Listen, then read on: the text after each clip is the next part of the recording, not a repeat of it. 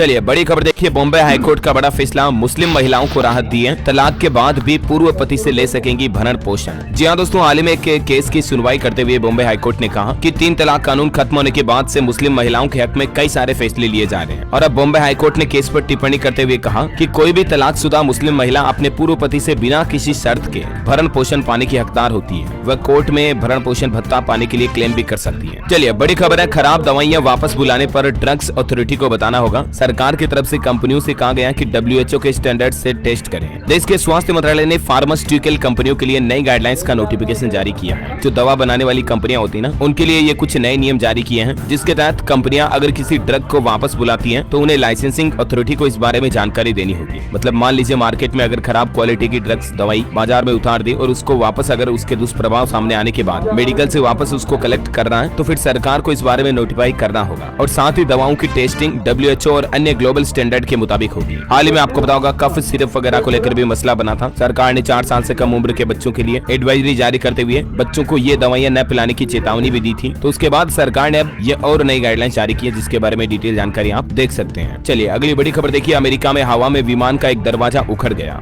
उसके बाद भारत में भी DGCA ने निर्देश जारी किया और कहा कि बोइंग प्लेन के इमरजेंसी गेट चेक करें, कहीं मैन्युफैक्चरिंग डिफेक्ट तो नहीं। ऐसा बड़ी खबर है, AIUDF प्रमुख बोले मुस्लिम 20 से 26 जनवरी तक यात्रा न करें। भाजपा हमारे धर्म की दुश्मन है। बीजेपी बोली कि अजमल ओवैसी समाज में नफरत फैलाते हैं। क्योंकि दोस्तों 22 जनवरी को राम मंदिर में रामलला की प्राण प्रतिष्ठा होनी है और इसी को लेकर बदरुद्दीन अजमल ने ये बयान दिया है। और जैसे जैसे राम मंदिर उद्घाटन की तारीख नजदीक आ रही है, इस पर बहुत ज्यादा राजनीतिक और धार्मिक विवादित बयान भी देखने को मिल रहे हैं। बहरहाल आप देखिए राम मंदिर से जुड़े कुछ अपडेट। अयोध्या में 22 तारीख को स्मार्टफोन का उपयोग नहीं कर सकेंगे पुलिसकर्मी। मोबाइल फोन इनके लिए बैन रहेगा। सुरक्षा ड्यूटी में मुस्तैदी के लिए नए निर्देश जारी किए गए हैं। वहीं राम मंदिर के उद्घाटन से पहले अयोध्या में आर्टिफिशियल इंटेलिजेंस AI युक्त कैमरे भी लगाए गए हैं। प्राण प्रतिष्ठा की तैयारियां जोरों शोरों पर चल रही है। राम मंदिर की प्राण प्रतिष्ठा पर मध्य प्रदेश का इंदौर भी बनाएगा वर्ल्ड रिकॉर्ड। इतने करोड़ दियों से जगमग होगी क्लीन सिटी। इंदौर जो कि देश का सबसे स्वच्छ शहर माना जाता है, जिसे मध्य प्रदेश की आर्थिक राजधानी भी कहा जाता है, वहाँ 1 करोड़ 11 लाख दीपक जलाए जाएंगे 22 तारीख को। Amazing right. चलिए अगली खबर देखिए आप, रामलला के ससुराल से आए 5000 उपहार, जिसमें चांदी के खड़ाऊ जेवरात भी शामिल है। 450 किलोमीटर दूर मिथिला से 500 लोग अयोध्या भी पहुँचे। मतलब माँ सीता जानकी के पीहर से ये उपहार आए हैं। जानकी मंदिर के महंत राम तपेश्वर दास ने राम मंदिर ट्रस्ट के महासचिव चंपत राय को ये उपहार भी सौंपे। और राम मंदिर सुरक्षा पर एक और प्लान देखिए, अयोध्या में सरयू में तैनात होंगे स्नाइपर। स्पेशल STF के हवाले राम मंदिर की सुरक्षा सौंपी जा रही है। 25,000 से ज्यादा जवान और 100 करोड़ से ज्यादा का बजट होगा राम मंदिर सुरक्षा का। हर एक चप्पे चप्पे पर हर एक इवेंट की नजर रखी जाएगी। चलिए अगली बड़ी खबर है दोस्तों, राजस्थान में फिर से इंटरनेट बंद करने का फैसला किया गया है। असिस्टेंट प्रोफेसर PTI और लाइब्रेरियन एग्जाम आज होने जा रहे हैं और इसी के चलते ये फैसला लिया है। हालांकि इंटरनेट बंद होने के बावजूद डिजिटल पेमेंट में परेशानी नहीं आएगी, इस बार ये छूट दी गई है। बाकी एग्जाम के कारण आज संडे को इंटरनेट बंद रहेगा राजस्थान के अधिकतर जिलों में।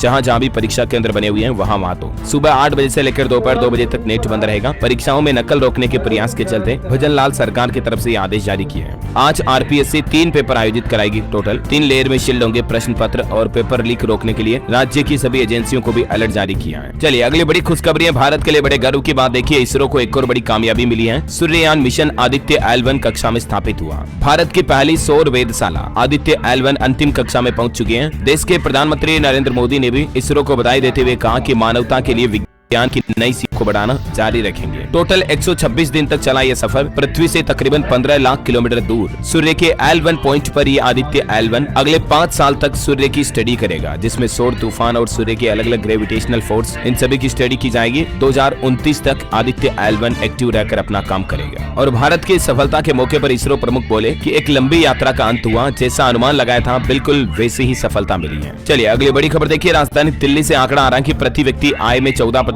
बढ़ोतरी हुई। राष्ट्रीय औसत से 158% ज्यादा है ये आंकड़ा। देखा जाए तो दिल्ली में फाइनेंशियली लोग बाग ज्यादा स्ट्रॉन्ग बन रहे हैं। अच्छा एक बड़ी चौंकाने वाली खबर बताऊं आपको, देखिए दोस्तों, पति की मौत की खबर पर एक पत्नी खुद की जान ले लेती है क्योंकि सदमे में आ गई। उसको लगा कि मेरा पति तो मर गया। फिर 4 दिन बाद युवक बोला कि मैं तो जिंदा हूँ। पत्नी के अंतिम संस्कार के बाद जिंदा मिला वो शख्स यानी कि वो पति। अब परिजनों ने आरोप लगाया कि डॉक्टरों ने गलत जानकारी दी उनको, लेकिन डॉक्टर बोले कि परिवार वालों ने खुद बॉडी की पहचान की थी। उड़ीसा के भुवनेश्वर का यह मामला है। हाईटेक मेडिकल कॉलेज और अस्पताल में भर्ती एक युवक की मौत की खबर आती है परिवार वालों के पास। तो खबर आते ही सदमे में पत्नी ये कदम उठा लेती है और इसके 4 दिन बाद युवक अपनी जिंदा होने का दावा कर रहा है। देखिए जरा किसकी लापरवाही है, अस्पताल वालों की या परिवार वालों की? चाहे किसी की भी हो, पत्नी की तो जान चली गई ना इस लापरवाही में। चलिए अगली बड़ी खबर है, एक देश एक चुनाव समिति ने लोगों से सुझाव मांगे हैं। 15 जनवरी 2024 तक आप भी सुझाव दे सकेंगे, अपनी राय दे सकते हैं। पब्लिक नोटिस जारी किया इस संबंध में। वन नेशन वन इलेक्शन को लेकर आपको पता होगा सरकार काफी समय से देश भर के सभी राज्यों में एक ही चुनावी सिस्टम लागू करने का प्लान योजना जो बना रही है, उसके लिए आपकी क्या राय है? आप यहाँ सुझाव दे सकते हैं इस ईमेल के माध्यम से। इस एक देश एक चुनाव समिति का क्या काम है? इस समिति में टोटल 8 सदस्य हैं जिनकी जानकारी भी आप देख सकते हैं। ओके, और अगली बड़ी चौंकाने वाली खबर देखिए, पाकिस्तान जेल से रिहा हुआ एक भारतीय जिसने आप बीती सुनाई। उसने कहा कि मैंने 25 महीने तक सूरज नहीं देखा।